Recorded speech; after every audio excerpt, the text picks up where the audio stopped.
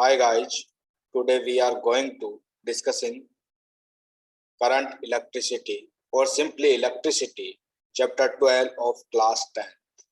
We will discuss this chapter at foundation level. It means you will build up your concept so that you can crack the upcoming competitive exam this year and after to this year. So first we start electricity. What do you mean by electricity? We all know that electricity is the form of energy whose application can be experienced by us, and we all are the surrounded by the application of the electricity. Fan चल रहा है, light tubelight जो भी जल रही है, laptop computer सब चल रहे हैं with the help of electricity. वहां से एनर्जी लेकर उसके बाद चल रहे हैं. Let's we discuss some history of the electricity. There is so interesting history of electricity. Nearly 2500 years ago, a scientist Thales gave the concept of static electricity. What do you mean by static electricity? For example, आपने एक scale लिया और यहाँ अपने head से उसको रब किया और उसको कागज के टुकड़ों के पास लेकर गए तो देखा कि वो कागज के टुकड़ों को क्या कर रहा है, अट्रैक्ट कर रहा है. That is the example of static electricity. So Thales ने भी कुछ इस टाइप के एक्सपेरिमेंट से स्टैटिक इलेक्ट्रिसिटी का कंसेप्ट दिया. Static means rest. नाउ जैसे जैसे डेवलपमेंट होता गया, a scientist come name as Volta. ये बहुत पॉपुलर वर्ड है. Volt meter and voltameter.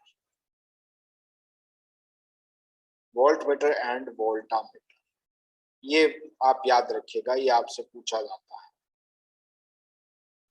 इसको हम लेटर डिस्कस करेंगे. तो वोल्टा gave the concept of dynamic electricity. Volta produced such type of electricity which can flow in the wire with the help of chemical reactions. But commercial use of this type of electricity is not possible. क्योंकि हमें एक घर में electricity की supply चाहिए तो उसके लिए दो बराबर के घर चाहिए वो केमिकल रिएक्शन कराने के लिए. तो ये जो इलेक्ट्रिसिटी आई इसको हम क्या कहते हैं, डायनेमिक इलेक्ट्रिसिटी कहते हैं. वोल्टा के बाद माइकल फेराडे आया and he gave the concept of electricity with the help of interaction of the electric field lines and metal surface. और इसी की एप्लीकेशन को आज हम यूज कर रहे हैं. So some genius said that Michael Faraday is the father of modern electricity, but it is not sure because so many scientists gave the concept or contribute in production of the electricity. Let's see the types of the electricity.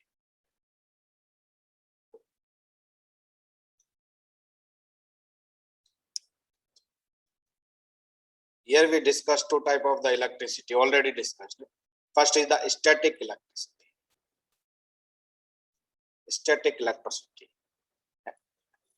And second is the dynamic electricity.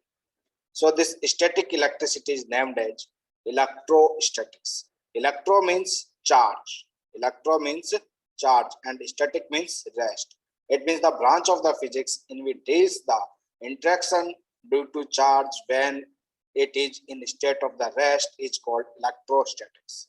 And the other type of the electricity is known as dynamic electricity or electrodynamics.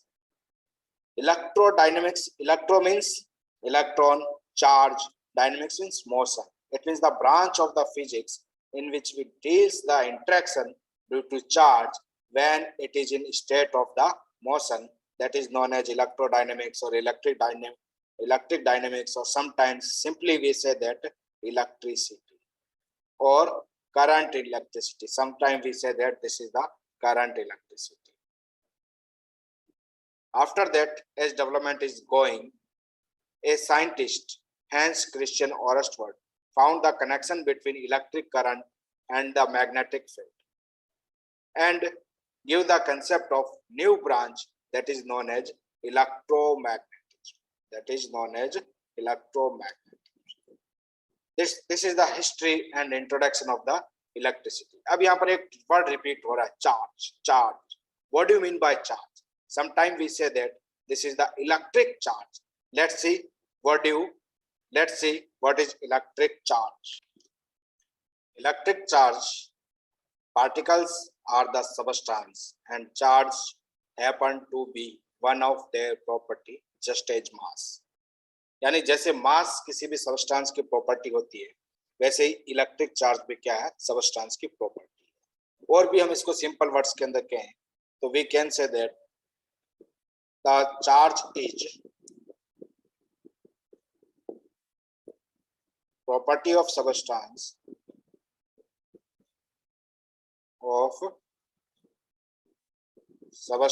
or matter due to which it experience, it means substance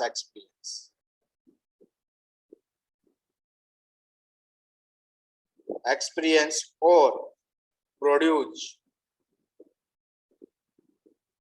electromagnetic phenomena.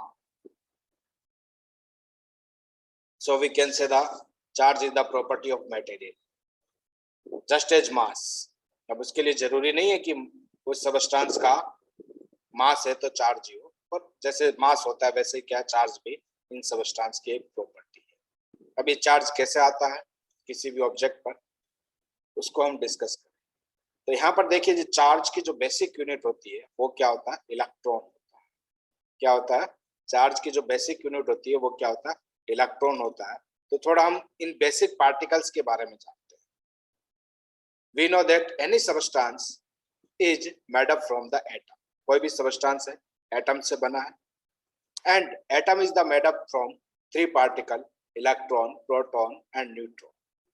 And out of this three particle, proton and neutron, live in nucleus and electron revolve around the nucleus. So proton and neutron combinedly known as nucleons. Let's see the types of charge. Then there are two type of the charge, positive और negative. लेकिन ये positive या negative charge किसी भी object पर कैसे आता है, कहाँ से आता है, इसको हम समझेंगे और आपके कई सारे कंसेप्ट और डाउट यहां से दूर. देखिए मैंने एक बीच में बनाया है न्यूट्रल. न्यूट्रल का मतलब कोई भी सबस्टांस है, substance is made up from the atom, और एटम जो होता है वो इलेक्ट्रिकली न्यूट्रल होता है. इलेक्ट्रिकली न्यूट्रल होता है, इट मींस इसमें पॉजिटिव और नेगेटिव चार्ज इक्वल होते हैं. As discussed, positive charge negative charge कौन से होते हैं, इलेक्ट्रॉन, प्रोटॉन, ये पॉजिटिव और नेगेटिव चार्ज होते हैं. और न्यूट्रॉन जो होते हैं वो ऑलरेडी क्या होते हैं, न्यूट्रल होते हैं. तो पहले हम एक बार इलेक्ट्रॉन और प्रोटॉन के चार्ज और मास के बारे में डिस्कस कर लेते हैं. तो एक टेबल बनाई है, इसमें पार्टिकल के नाम लिखे हैं, चार्ज और मास लिखे, ये आपको याद रखना है. इलेक्ट्रॉन का जो चार्ज होता है वो -1.602 इंटू 10⁻⁻19, और इसका मास होता है 9.109 इंटू 10⁻⁻31 kg. तो ये इलेक्ट्रॉन के लिए सिंपल, हम इलेक्ट्रॉन के लिए क्या लिखते हैं, इलेक्ट्रॉन का जो चार्ज होता है 1.6 मल्टीप्लाइड बाई 10⁻⁻19 कूलम, और जो मास होता है 9.1 इंटू 10⁻⁻31 kg. ये इलेक्ट्रॉन के लिए लिखते हैं. प्रोटॉन का चार्ज भी सेम होता है. प्रोटॉन का चार्ज 1.602 इंटू 10⁻⁻19 कूलम, एंड इसका जो मास होता है 1.67 इंटू 10⁻⁻27 kg. न्यूट्रॉन का चार्ज 0 होता है, लेकिन मास लगभग प्रोटॉन के इक्वल होता है. एक पार्टिकल मैंने यहाँ नया ऐड किया जिसको हम पॉजिट्रॉन कहते हैं. पॉजिट्रॉन का चार्ज पॉजिटिव में होता है, इलेक्ट्रॉन और प्रोटॉन के मैग्नीट्यूड के इक्वल होता है. मास जो होता है वो इलेक्ट्रॉन के मास के इक्वल होता है, और positron is the anti particle of electron. तो देखिए यहाँ पर इलेक्ट्रॉन का चार्ज नेगेटिव होता है और प्रोटॉन का चार्ज पॉजिटिव होता है। न्यूट्रॉन पर कोई चार्ज नहीं होता है। ये तीन बात आपको ध्यान में रखनी है। यानी कोई भी न्यूट्रल एटम है, किसी भी न्यूट्रल एटम है तो उसमें क्या होंगे, 10 इलेक्ट्रॉन होंगे। यानी कोई भी एटम है तो उसमें 10 इलेक्ट्रॉन होंगे तो 10 ही प्रोटॉन होंगे। न्यूट्रॉन अलग हो सकते हैं। चार्ज के केस में हम न्यूट्रॉन की बात नहीं करेंगे क्योंकि न्यूट्रॉन ऑलरेडी न्यूट्रल है। अब 10 इलेक्ट्रॉन का चार्ज कितना होगा, is equal to 10 multiplied by minus 1.6 multiplied by 10 to power minus 19। और 10 प्रोटॉन का चार्ज कितना होगा, 10 multiplied by plus 1.6 multiplied by 10 to power minus 19। Total charge इसको ऐड करेंगे तो टोटल जो चार्ज आएगा वो क्या आएगा, 0 आ जाएगा। जितना, क्योंकि पॉजिटिव चार्ज है उतना नेगेटिव चार्ज है, इसलिए जो एटम है, atoms are electrically neutral. Atoms are electrically neutral. यानी उसमें इलेक्ट्रॉन और प्रोटॉन जो होते हैं वो बराबर होते हैं। इसको हम एक एग्जांपल लेकर समझते हैं। हम सिंपल एक एग्जांपल स्टार्ट करते हैं, सोडियम और क्लोरीन, इन दो का एग्जांपल लेते हैं। Sodium chlorine. सोडियम के अंदर 11 इलेक्ट्रॉन होते हैं और 11 प्रोटॉन होते हैं। क्लोरीन के अंदर इलेक्ट्रॉन 17, प्रोटॉन भी 17 होते हैं। अब केवल सोडियम की बात करें तो सोडियम में इलेक्ट्रॉन भी है, प्रोटॉन भी है, यानी नेगेटिव चार्ज भी है और पॉजिटिव चार्ज भी है। टोटल चार्ज कैलकुलेट करना है तो कैसे करेंगे, तो यहाँ पर देखिए टोटल चार्ज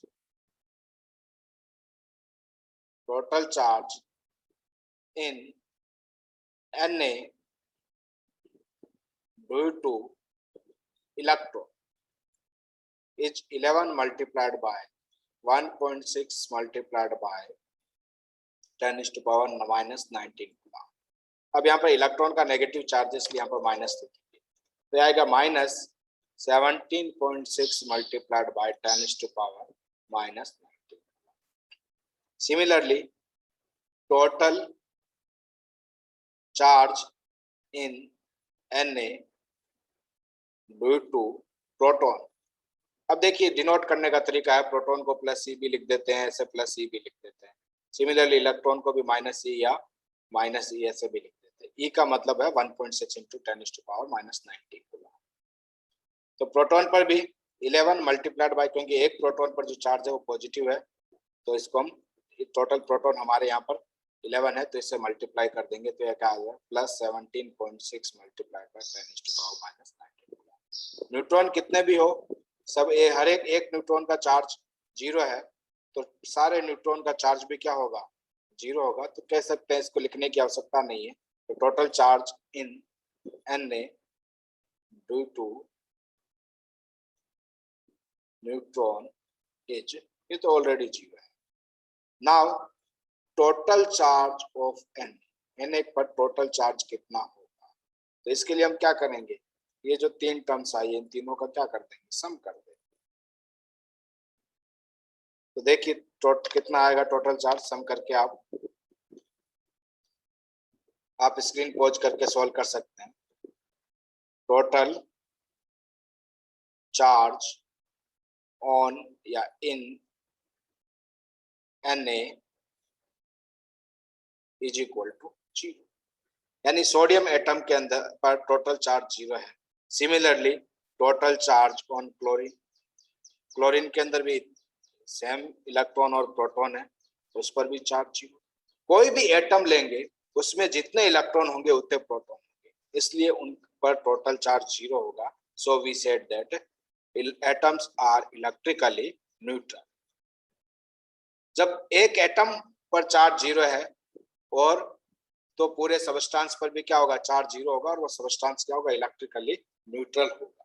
लेकिन उस सबस्टेंस पर चार्ज आएगा कैसे, let's see the another example. अब सोडियम में से एक इलेक्ट्रॉन निकाल देते हैं, सोडियम में से एक इलेक्ट्रॉन निकालेंगे तो ये बन जाएगा Na+, केमिस्ट्री में आपने देखा होगा।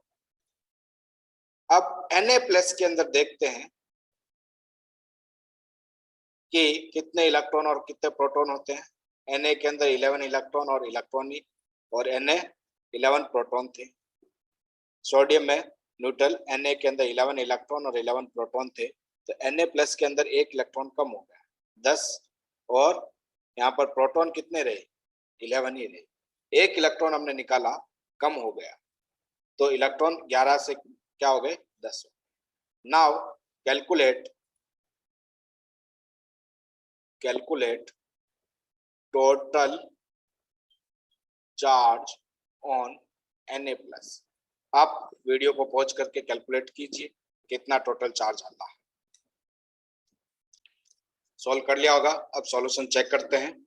तो negative charge due to electron 10 electron है, multiplied by charge of 1 electron, that is the -1.6 into 10⁻⁻19 coulomb multiplied by 10, then we got 16। 1.6 को 10 से मल्टीप्लाई करेंगे तो क्या आएगा, 16 multiplied by 10⁻⁻19 coulomb। Similarly proton के कारण कैलकुलेट करेंगे, यहाँ पर जो चार्ज आएगा, सॉरी ये इलेक्ट्रॉन पर जो चार्ज है वो नेगेटिव है, तो टोटल नेगेटिव चार्ज आएगा 16 multiplied by 10⁻⁻19 coulomb। Positive charge calculate करेंगे सभी प्रोटॉन के कारण, तो ये पहले भी कैलकुलेट कर चुके हैं, तो ये जो आएगा +17.6 मल्टीप्लाइड बाय 10⁻⁻19।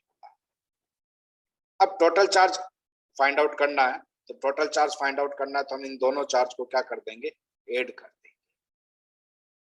क्योंकि चार्ज को ऐड करेंगे तो दिक्कत ये आ रही है कैसे ऐड करेंगे, तो देखिए ऐड करने के लिए, क्योंकि पावर में हमें ऐड करना नहीं आता, तो कोई बात नहीं, सीख लेते हैं। +17.6 मल्टीप्लाइड बाय 10⁻⁻19 coulomb। अब देखिए यहाँ पर जो पावर के अंदर है उसको आप क्या कर सकते हो, कॉमन ले सकते हो, तो क्या बचा 16 + 17.6 मल्टीप्लाइड बाय 10⁻⁻19, और 17.6 माइनस 16 करेंगे तो ये कितना बचेगा, 1.6, और ये ब्रैकेट का बाहर -19, और ये नेट क्या आएगा, पॉजिटिव आएगा। यानी Na+ पर जो टोटल चार्ज होगा वो पॉजिटिव होगा, और कितना होगा, +1.6 into 10⁻⁻19 coulomb। यदि आप Na+ लिखते हो, जनरली केमिस्ट्री में यदि आप Na+ लिखते हो तो it means Na+ show the deficiency of 1 electron. Na+ show the deficiency of 1 electron. But आपसे पूछा जाए कि उस पर चार्ज कितना है, तो इस पर जो चार्ज होगा वो 1 + 1.6 मल्टीप्लाइड बाय 10⁻⁻19 coulomb। तो किसी के अंदर 10 सोडियम एटम है और हर एक से एक इलेक्ट्रॉन निकाला गया, तो अब उस पर कितना पॉजिटिव चार्ज आ जाएगा, 16 multiplied by 10⁻⁻19 coulomb positive charge आ जाएगा। इसी तरह कोई भी ऑब्जेक्ट है उस पर नेगेटिव चार्ज भी आएगा, कैसा आएगा उसका भी हम एग्जांपल देखते हैं। इसके लिए हम क्लोरीन का एग्जांपल लेते हैं। क्लोरीन के अंदर हम एक इलेक्ट्रॉन ऐड कर देते हैं तो ये बन जाता है Cl-। तो देखिए ओरिजिनल जो क्लोरीन था उसमें जो इलेक्ट्रॉन और प्रोटॉन थे वो 17 थे। अब जो Cl- है उसमें हमने एक इलेक्ट्रॉन ऐड कर दिया, तो कितने इलेक्ट्रॉन हो गए, 18 हो गए, और कितने प्रोटॉन हो गए, 17। तो अब वापस नेक्स्ट क्वेश्चन लिखते हैं। Calculate total charge on Cl-। Screen pause करके आप सॉल्व कीजिए।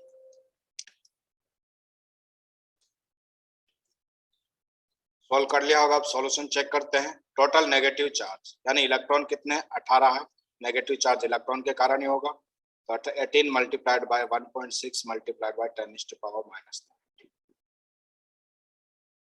तो ये जो आएगा वो 28.8 multiplied by 10⁻⁻19 coulomb। Now calculate the total positive charge. Positive charge proton के कारण होता है, हियर 17 प्रोटॉन है, तो 17 प्रोटॉन के कारण जो टोटल चार्ज होगा वो 17 मल्टीप्लाइड बाय प्लस 1.6 इंटू 10⁻⁻19। तो ये जो टोटल चार्ज आएगा वो 27.2 मल्टीप्लाइड बाय 10⁻⁻19 कूलम आएगा। अब टोटल चार्ज Cl माइनस पर कैलकुलेट करने के लिए क्या करेंगे, total charge on Cl minus, तो इन दोनों चार्ज को ऐड करेंगे, सॉरी यहाँ पर माइनस का साइन आएगा क्योंकि माइनस से मल्टीप्लाई कर रहे हैं, तो इन दोनों को ऐड करेंगे तो यहाँ पर आएगा -1.6 multiplied by 10⁻⁻19 coulomb, that is charge of 1 electron. यानी क्या मीनिंग हुआ, Cl minus means there is excess of 1 electron, there is excess of 1 electron. और चार्ज कितना होगा, चार्ज होगा -1.6 multiplied by 10⁻⁻19 coulomb. Okay, let's see more example. आपको कोई भी एटम दे दिया जाए, सपोज एक्स एटम दिया, X plus means deficiency of 1 electron, deficiency of 1 electron. देखिए पहले एक्स न्यूट्रल था, उसमें इलेक्ट्रॉन और प्रोटॉन दोनों इक्वल थे, अब उसमें से एक इलेक्ट्रॉन निकाल लिया, यानी एक प्रोटॉन ज्यादा हो गया, उन प्रोटॉन के कंपैरिजन में एक इलेक्ट्रॉन कम हो गया, तो उसको हम किससे डिनोट करते हैं, एक्स प्लस। अब उस पर टोटल चार्ज कितना आएगा, तो जो टोटल चार्ज आएगा, सपोज कि 10 इलेक्ट्रॉन थे और 10 ही प्रोटॉन थे, तो 10 इलेक्ट्रॉन और प्रोटॉन थे, 10 में से हमने एक इलेक्ट्रॉन निकाल लिया, अब 9 इलेक्ट्रॉन बचे और 10 प्रोटॉन बचे, तो 9 प्रोटॉन क्या करेंगे, 9 इलेक्ट्रॉन के चार्ज को न्यूट्रल कर देंगे, दोनों का चार्ज इक्वल और अपोजिट 0 हो जाएगा, एक प्रोटॉन का चार्ज एक्स्ट्रा बचेगा, यानी इस पर जो टोटल चार्ज आएगा वो 1.6 मल्टीप्लाइड बाय -19 कूलम। अब आपको दे दिया कि x प्लस प्लस प्लस, या फिर कई बार लिख दिया x प्लस 3, इसको ऐसे भी लिख देते हैं x3 प्लस, है ना, कैसे भी लिखे, तो इसका मतलब है there is deficiency of 3 electron, पहले जितने इलेक्ट्रॉन थे अब उससे 3 कम हो गए, यानी जब ये न्यूट्रल था तो जितने इलेक्ट्रॉन थे उतने ही प्रोटॉन थे, अब 3 इलेक्ट्रॉन कम हो गए, यानी 3 इलेक्ट्रॉन कम हो गए, अर्थात 3 प्रोटॉन अब ज्यादा हो, तो बाकी जो प्रोटॉन है का चार्ज है वो बाकी वाले इलेक्ट्रॉन के चार्ज को न्यूट्रल कर देगा, ऐड करेंगे तो, लेकिन 3 प्रोटॉन का चार्ज है वो बचा रहेगा, तो 3 प्रोटॉन का चार्ज कितना होगा, 3 multiplied by 1.6 multiplied by 10⁻⁻19 coulomb, और ये कितना आएगा 4.8 मल्टीप्लाइड बाय 10⁻⁻19 कूलम, और पॉजिटिव चार्ज। तो ये मतलब है, अब किसी के अंदर कोई भी सबस्टांस है, उसके अंदर 10, ये एक सबस्टांस है, इसमें सपोज 10x प्लस 3 एटम, हर एक मतलब 10x एटम थे और हर एक एटम में से 3-3 इलेक्ट्रॉन निकाल, तो इस पर टोटल चार्ज होगा, इस सबस्टांस पर टोटल चार्ज होगा वो क्या होगा, 3 multiplied by 4.8 multiplied by 10⁻⁻19 coulomb, और ये चार्ज किस में आएगा, पॉजिटिव में आएगा। ऐसे ही जब हम नेगेटिव ऑब्जेक्ट की बात करते हैं, तो negative object suppose x minus है, तो x माइनस का सिग्निफिकेंस क्या है, इसका सिग्निफिकेंस ये है कि there is excess of 1 electron, एक इलेक्ट्रॉन यहाँ पर ज्यादा है, यानी पहले जितने इलेक्ट्रॉन थे अब उसमें से एक कम हो गया, यानी जितने इलेक्ट्रॉन थे उतने ही, सॉरी, यानी जितने पहले इलेक्ट्रॉन थे अब एक इलेक्ट्रॉन हमने ऐड कर दिया तो एक इलेक्ट्रॉन बढ़ गया, लेकिन प्रोटॉन उतने के उतने ही रहे, जितने पहले प्रोटॉन थे उतने इलेक्ट्रॉन होंगे, लेकिन एक इलेक्ट्रॉन हमने बढ़ा दिया, तो क्या हुआ, एक इलेक्ट्रॉन का चार्ज एक्स्ट्रा हो गया। इसको एग्जांपल से समझे, सपोज कि x का एटॉमिक नंबर 10 है, तो इसमें 10 इलेक्ट्रॉन होंगे और 10 प्रोटॉन, अब दोनों का जो टोटल चार्ज है वो 0 होगा, ये न्यूट्रल है x, लेकिन अब x के अंदर हमने एक इलेक्ट्रॉन और दे दिया, तो अब 11 इलेक्ट्रॉन हो गए, लेकिन प्रोटॉन कितने बचे, 10 ही बचे, तो 10 प्रोटॉन क्या करेंगे, 10 इलेक्ट्रॉन के चार्ज को न्यूट्रल कर देंगे, 0 कर देंगे, लेकिन एक इलेक्ट्रॉन का चार्ज बच जाएगा, यानी इस पर जो टोटल चार्ज आएगा वो क्या आएगा, -1.6 मल्टीप्लाइड बाय 10⁻⁻19। अब आपको ऐसा दे दिया x+x-2 या x minus x2 minus, it means कि इसमें 2 इलेक्ट्रॉन ज्यादा है, कहीं से गेन किए हैं कहीं से दिए गए हैं, इस x को 2 इलेक्ट्रॉन ज्यादा दिए गए। पहले से जितने प्रोटॉन थे उतने इलेक्ट्रॉन थे, लेकिन 2 इलेक्ट्रॉन अब बढ़ गए। तो अब इस पर टोटल चार्ज कितना होगा, तो टोटल चार्ज जो होगा वो 2 इलेक्ट्रॉन प्रोटॉन से ज्यादा है, तो 2 इलेक्ट्रॉन के इक्वल इस पर टोटल चार्ज होगा, यानी 2 मल्टीप्लाइड बाय, और चार्ज कैसा होगा, नेगेटिव होगा क्योंकि इलेक्ट्रॉन ज्यादा है, यानी -3.2 इंटू 10⁻⁻19 कूलम, ये नेगेटिव में टोटल चार्ज आ गया। अब कोई ऑब्जेक्ट है, इस ऑब्जेक्ट के अंदर सपोज कोई सबस्टांस है और इस सबस्टांस के अंदर 10 एक्स एटम है। अब हर एक एटम से हमने क्या किया, 2-2 इलेक्ट्रॉन निकाल लिए। तो अब इस सबस्टांस पर कितना चार्ज होगा, तो एक एटम पर इतना चार्ज है, तो टोटल कितने एटम है, अभी एटम नहीं है, अभी आयन बन गए, तो टोटल कितने आयन है, 10 आयन है। तो इस पर टोटल चार्ज आएगा 10 multiplied bye 2 multiplied by -1.6 multiplied by 10⁻⁻19 coulomb, यानी -32 मल्टीप्लाइड बाय 10⁻⁻19 कूलम इस सबस्टांस पर चार्ज आएगा। तो अब आशा करता हूं बच्चों आप समझ गए होंगे कि x प्लस और x माइनस का क्या मीनिंग होता है, चार्ज क्या होता है, सिग्निफिकेंस क्या होता है। जनरली हम गलती क्या करते हैं, हम गलती ये करते हैं कि हमसे जब पूछा जाता है कि ये जो x प्लस है इस पर कितना चार्ज, तो हम कहते हैं भाई +1। क्या पूछा जाता है, x प्लस पर कितना चार्ज है, हम कहते हैं +1, वो गलत है, उस पर +1 चार्ज नहीं है। ये जो यहाँ पर प्लस लगाता है, ये प्लस साइन शो करता है कि इसमें एक इलेक्ट्रॉन कम है, एक इलेक्ट्रॉन प्रोटॉन के कंपैरिजन में कम है, एक प्रोटॉन ज्यादा है, यानी यहाँ पर एक प्रोटॉन ज्यादा है, इलेक्ट्रॉन कम है, ठीक है। तो ये पॉजिटिव चार्ज हो गया, और इस पर जो टोटल चार्ज होगा वो एक प्रोटॉन के कारण जितना चार्ज होगा उसके इक्वल। x माइनस बोला तो x माइनस का मतलब है यहाँ पर एक इलेक्ट्रॉन बढ़ गया है, सिग्निफिकेंस ये है। इस पर चार्ज हम कहें -1, गलत, ठीक है, इस पर चार्ज कहें -1, गलत। लेकिन x माइनस का मतलब है एक इलेक्ट्रॉन बढ़ गया है, पहले जितने प्रोटॉन थे उतने इलेक्ट्रॉन थे, लेकिन अब एक इलेक्ट्रॉन बढ़ गया है, तो अब इस पर एक इलेक्ट्रॉन का चार्ज एक्स्ट्रा आ गया, 10⁻⁻19 कूलम। तो इसको ये जरूर कह सकते हैं -1e, और इसको हम ये जरूर कह सकते हैं +1e। तो ये इसको कहने का तरीका होता है, इस पर चार्ज +1e है और -1e है। e का मतलब है, यहाँ पर जो e है, इस e को मीनिंग है 1.6 मल्टीप्लाइड बाय 10⁻⁻19 कूलम। लेकिन हम +1 या -1 कहे तो वो एकदम गलत है। तो अब उम्मीद है आपको समझ में आ गया होगा चार्ज कैसे किसी ऑब्जेक्ट पर आता है। तो अब हम बात कर रहे थे टाइप्स ऑफ चार्ज की। तो किसी भी सबस्टांस पर 2 टाइप के चार्ज आ सकते हैं, कौन कौन से, पॉजिटिव चार्ज और नेगेटिव चार्ज। अभी पॉजिटिव और नेगेटिव चार्ज कब आता है, हम जानते हैं कोई भी एटम है वो इलेक्ट्रिकली न्यूट्रल होता है, it means there is number of electrons is equal to number of protons।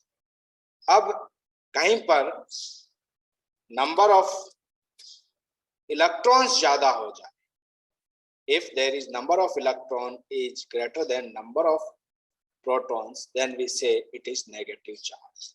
और कहीं पर वो इलेक्ट्रॉन लूज कर दे, और इलेक्ट्रॉन लूज कर दे तो प्रोटॉन तो उतने ही रह रहे हैं, तो अब नंबर ऑफ इलेक्ट्रॉन्स कम हो गए, प्रोटॉन ज्यादा हो गए, लेकिन उस एटम में उतने के उतने ही प्रोटॉन है, लेकिन प्रोटॉन के कंपैरिजन में इलेक्ट्रॉन कम हो गए, तो इसको हम क्या कह देंगे, पॉजिटिव चार्ज कहते हैं।